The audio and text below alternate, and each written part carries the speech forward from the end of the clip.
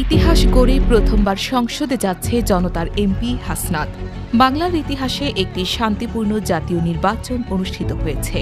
ত্রয়োদশ জাতীয় নির্বাচনে সারা বাংলার মধ্যে একটি আলোচিত আসন ছিল কুমিল্লা ৪ দেবিদ্বার।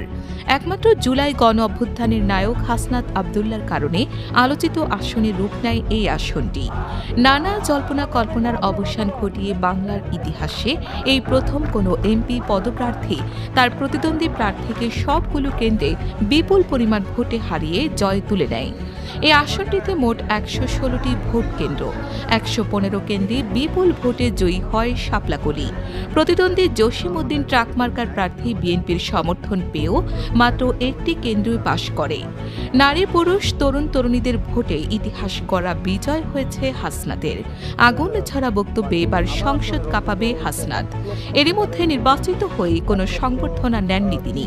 নেতাকর্মীরা ফুলেল শুভেচ্ছা জানাতে আসলে মুখের উপর বলে দেন, আগে কাজ তারপরে শুভেচ্ছা নিব।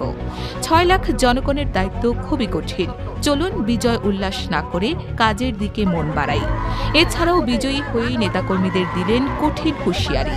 কোনো প্রকার অনিয়ম দুর্নীতি বিরোধীদের ওপর বল প্রয়োগ, মাদক নির্মূল, কিশোর গ্যাং কাউকে ছাড় দেওয়া হবে না। নির্বাচিত হয়েই তার কথাবার্তা পরিকল্পনা শুনে জনতা এমপি হয়ে যান হাসনাত।